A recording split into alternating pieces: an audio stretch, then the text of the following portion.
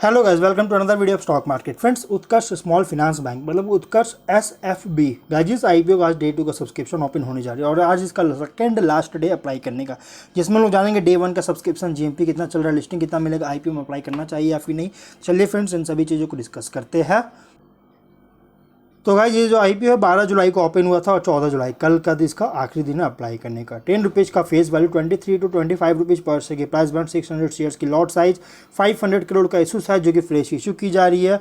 और इसके लिस्टिंग जो होगा book build issue IPO listing BSE NSE दोनों में लिस्टेड किया जा रहा है। 24 जुलाई को डेट रखा गया। अमाउंट 15,000 रुपीज़ का मिनिमम अमाउंट पे करना होगा।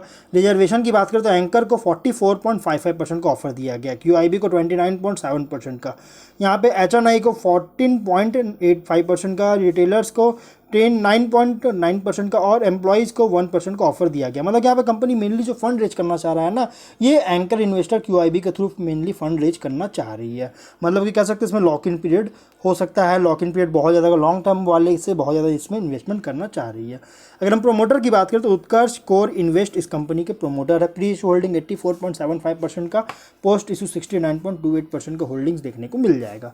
PE रेशो 6.78 टाइम्स का है, डेट टू इक्विटी 8.03 टाइम का, EPS 4.52 रुपीज़ का, रिटर्न ऑन नेटवर्थ 20.22% का जो कि एवरेज देखने को मिल रहा है।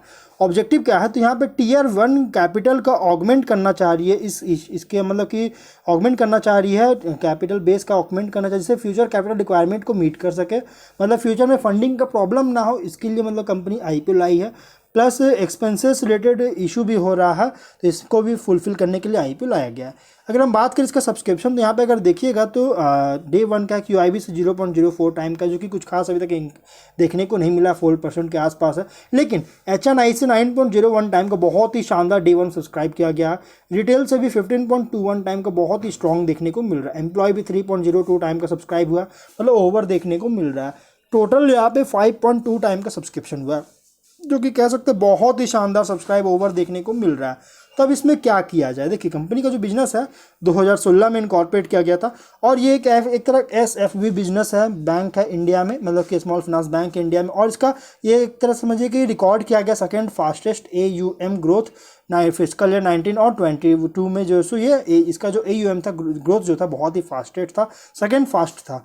और इसमें गाइज ये इसका जो AUM है लगभग 500 करोड़ से भी ज़्यादा इसका एसेट अंडर मैनेजमेंट मतलब AUM है।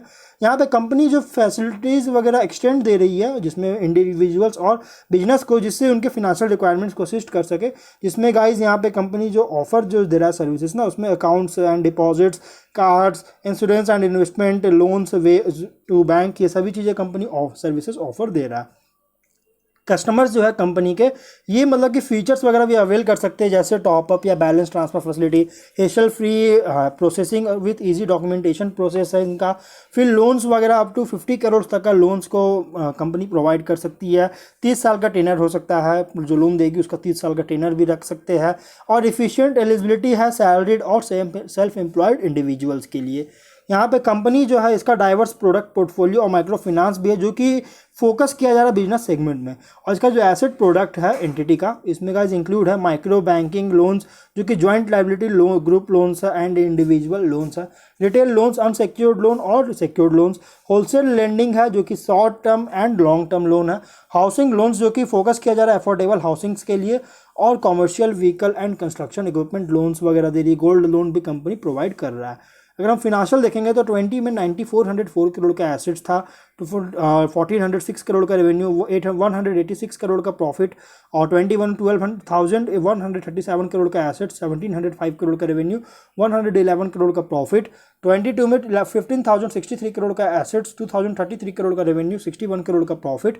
23 में 19,117 करोड़ का एसेट्स, 2804 करोड़ का रेवेन्यू और 404 करोड़ का प्रॉफिट देखने को मिल रहा है। डेट है 2349 करोड़ का। तो यहाँ पे गाइस अगर फिनेंशियल देखिएगा तो प्रॉफिट जो है 21-22 में लगातार कांस्टेंट फॉल देखने को मिल रहा है, जो कि एक बहुत बड़ा कंसर्न में बहुत ज़्यादा, मतलब कह सकते हैं कंपनी का परफॉर्मेंस उतना अच्छा देखने को नहीं मिल रहा है।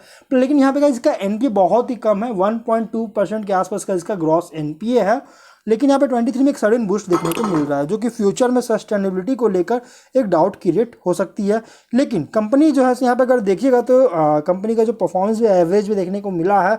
लेकिन यहाँ पे एक लीडिंग स्मॉल फाइनेंस बैंक है, और कंपनी का यहाँ पे आरबीआई और गवर्नमेंट ऑफ इंडिया का जो मॉनेटरी पॉलिसी है, ये मतलब कि बहुत ज़्यादा ये इस कंपनी के लिए फ्यूचर प्रोस्पेक्ट्स हो सकती है। लेकिन करंट मार्जिन सस्टेनेबिलिटी होने के कारण एक बहुत बड़ा कंसर्न रेज कर रहा है। और 23 का जो अर्निंग्स है उसके अकॉर्डिंग प्राइस बैंड थोड़ा सा अच्छी प्राइस पे आईपीओ मिल रही है। तो इसलिए guys medium to long term के लिए इन्वेस्टमेंट करना चाह रहे तो आप इसमें अप्लाई कर सकते हैं। लिस्टिंग गेन चाहते हैं गाइस तो इसका लिस्टिंग गेन देखिएगा तो 16 रुपीज़ का जीएनपी और 64% की लिस्टिंग मिल सकती है, जो कि बहुत ही स्ट्रॉन्ग लिस्टिंग मिलने के चांसेस। तो लिस्टिंग गेन भी चाहते हैं गाइस तो आप अप्लाई कर सकते हैं। लेकिन इसमें कुछ पॉइंट्स भी है। तो पॉइंट्स क्या है, तो यहाँ पे देखिए स्ट्रेंथ हम लोग देखें तो sound understanding of micro finance segment, मतलब कि माइक्रो फाइनेंस सेगमेंट का जो अंडरस्टैंडिंग है बहुत ही साउंड अंडरस्टैंडिंग, मतलब कि समझ में आ रहा है, और रूरल और सेमी अर्बन एरियाज में भी इसका प्रेजेंस है। ग्रोथ डिपॉजिट्स है जो कि ज़्यादा फोकस किया जा रहा है रिटेल डिपॉजिट्स पर। और कंपनी का यहाँ पे देखिए तो डाइवर्सिफाइड डिस्ट्रीब्यूशन नेटवर्क है, सिग्निफिकेंट क्रॉस सेलिंग अपॉर्चुनिटीज़ दे रहा है, जिसमें कंपनी लगभग जो है सो 22 स्टेट्स में 686 बैंकिंग आउटलेट्स को अभी तक जो है सो कंपनी के पास है, जो कि लगभग 224 डिस्ट्रिक्ट्स को इंडिया में कवर कर रही है। जो कि यहाँ पे लगभग जिसमें से 434 बैंकिंग आउटलेट्स जो है ये मतलब कि रूरल और सेमी अर्बन एरियाज़ में फैला हुआ है। स्टेबल ग्रोथ और देखने को मिल रहा है कॉस्ट इफिशिएंट ऑपरेशनल परफॉर्मेंस के साथ। लेकिन रिस्क क्या है, तो ये आरबीआई और गवर्नमेंट ऑफ इंडिया की तरफ से जो बहुत ज़्यादा रूल्स एंड रेगुलेशंस वगैरह लगाई जाती है, प्रूडेंशियल नॉर्म्स वगैरह लगाया जाता है, और ऐसे लॉज रेगुलेशंस नॉर्म्स वगैरह को अगर ये कंपनी कंप्लाई करने में इनेबिलिटी होती है, मतलब नहीं कर पाती है, तो इसके बिजनेस रिजल्ट का ऑपरेशन के रिजल्ट में फिनेंशियल कंडीशन कैश फ्लो में बहुत ज़्यादा इफेक्ट पड़ सकता है। करेंटली बैंक जो है सिग्निफिकेंट डिपेंडेंट है गाइस माइक्रो बैंकिंग सेगमेंट में, और खासकर जॉइंट लाइबिलिटी ग्रुप मतलब जीएलजी लोन्स पर। और इसके वजह से गाइस अगर इस सेगमेंट में डेवलपमेंट में कोई भी प्रॉब्लम आती है तो इस कंपनी को बहुत बड़ा इफेक्ट पड़ सकता है। और अगर हम तीसरा पॉइंट क्या है नेगेटिव पॉइंट की गाइस, कंपनी जो है बैंक जो है ये मतलब कि इंटरेस्ट रेट रिस्क में भी जो है सो बहुत ज़्यादा वल्नरेबल में बिजनेस कर रही है।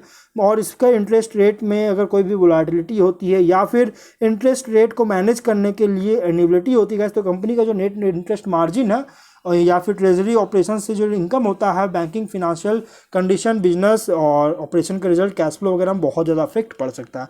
तो ओवरऑल यहाँ पे कंपनी अच्छी खासी यहाँ पे परफॉर्मेंस बहुत लंबा टाइम के बाद ये जैसे लाया गया है, ये आईपीओ आई है गाइस। लेकिन इसका ऑलरेडी बहुत सारे एसएफबी कंपनीज जो है सो ऑलरेडी स्टॉक एक्सचेंज में लिस्टेड है, जो कि इसको बहुत ज़्यादा कॉम्पीट करी। तो इसलिए गाइस आप थोड़ा बहुत रिस्क ले सकते हैं, तो आप इसको अप्लाई कर सकते हैं। लॉन्ग टर्म के लिए अच्छी आईपीओ है, अच्छा परफॉर्मेंस कर सकती है, लिस्टिंग भी बहुत स्ट्रॉन्ग देखने को मिल सकता है। तो हम लोग जो है वीडियो को यहीं पर एंड करते हैं। अगर कोई डाउट है कमेंट बॉक्स में पूछे, मिलते हैं नेक्स्ट वीडियो में। Bye bye.